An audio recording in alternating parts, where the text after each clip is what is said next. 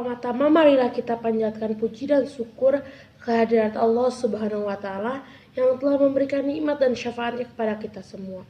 Tak lupa sholawat serta salam mudah-mudahan tercurah limpah kepada junjungan kita Habibana wa Nabiyana Muhammad Sallallahu Alaihi Wasallam. Anak-anak, di sini kita berkumpul untuk mencari ilmu. Dan juga ada yang tahu kita belajar hari ini apa? Ya, betul. SKI. Pembelajaran SKI ini disebut juga dengan sejarah kebudayaan Islam. Teman-teman sudah tahu apa itu sejarah kebudayaan Islam? Bagus. Kalau sudah tahu, kita akan memaparkan materinya ya. Kalau ibu bilang siap, kalian semua juga jawab siap, Allahu Akbar. Ya, siap. Sudah siap? Siap, Allahu Akbar. Ya, bagus. Untuk itu kita membaca doa terlebih dahulu untuk memulai pembelajaran. Membaca doa dimulai. Membaca doa selesai.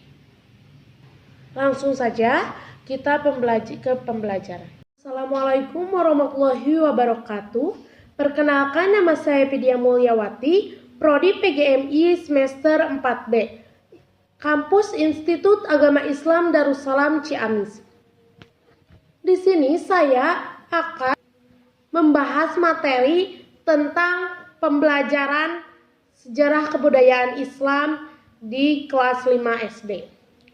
Yaitu, apakah kalian sudah tahu raja-raja non-muslim yang menjalin hubungan dengan Nabi Muhammad SAW? Kalau tidak, mari kita akan bahas tuntas tentang Nabi Muhammad menjalin komunikasi dengan raja-raja non-muslim di Arab Saudi dan sekitar. Raja mana saja sih yang dikirimi surat oleh Rasulullah SAW agar masuk Islam?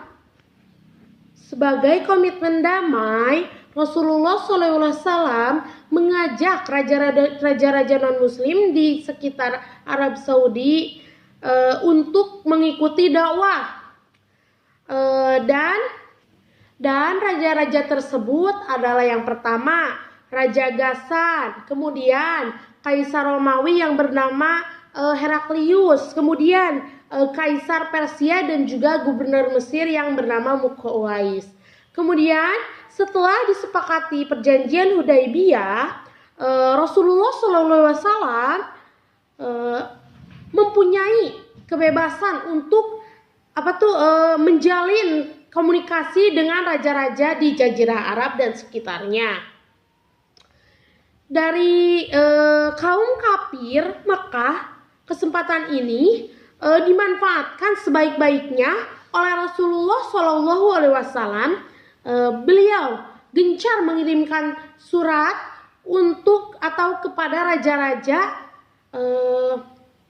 non-muslim di Jazirah Arab dan sekitarnya, seperti yang tadi saya sebutkan ya anak-anak. Yang pertama yaitu adanya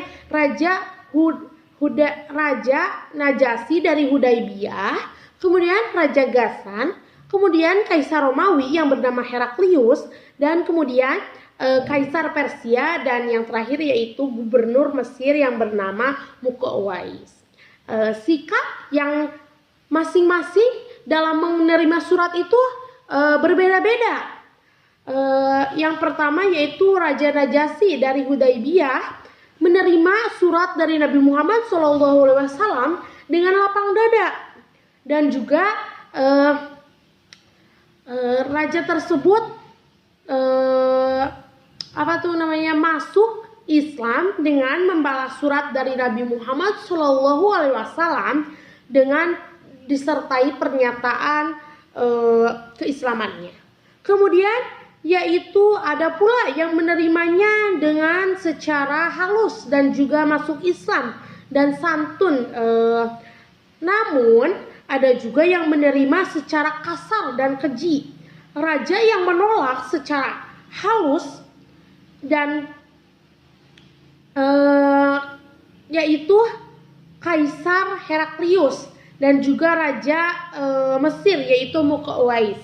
Dan bahkan Muqawqis memberikan hadiah kepada Rasulullah SAW karena telah memberikan surat untuk masuk Islam atau memberikan reward atau memberikan suatu hadiah lah seperti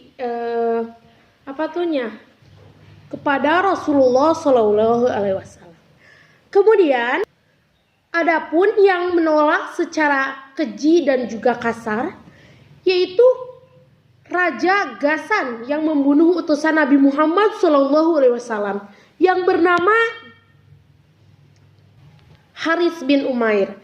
Kemudian ada juga Raja Persia yang merobek-robek surat dari Rasulullah SAW. Atas perlakuan kasar dari Raja Ghassan, yaitu terjadilah perang Mu'tah, di mana Nabi mengirimi pasukan perang sebanyak 3.000 orang pasukan pada tahun 8 Hijriah. Maka terjadilah perang Mu'tah. Dalam peperangan itu, pasukan Islam ini mengalami kesulitan, di mana pasukan dari lawan lebih banyak daripada pasukan dari Nabi Muhammad SAW. Dari lawan itu,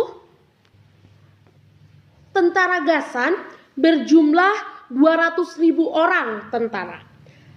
Kemudian Khalid bin Wahid pun menarik pasukan Muslim kembali ke Mekah. Adapun terhadap Raja Persia yang merobek-robek surat dari Nabi Muhammad SAW, sampai Nabi Muhammad SAW bersabda, Persia nantinya akan tercabik-cabik seperti rajanya merobek surat dariku dan akan hancur sehancur-hancurnya. Sabda Rasulullah SAW. Di samping mengirim surat ke raja-raja non-muslim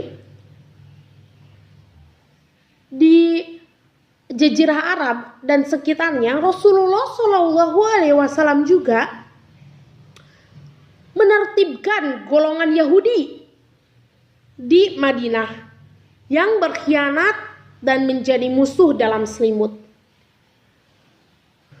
Kaum Yahudi sudah 3 kali melakukan pengkhianatan. Oleh karena itu, pada tahun 7 Hijriah, kota Khaybar sebagai kota pertahanan Yahudi dikepung.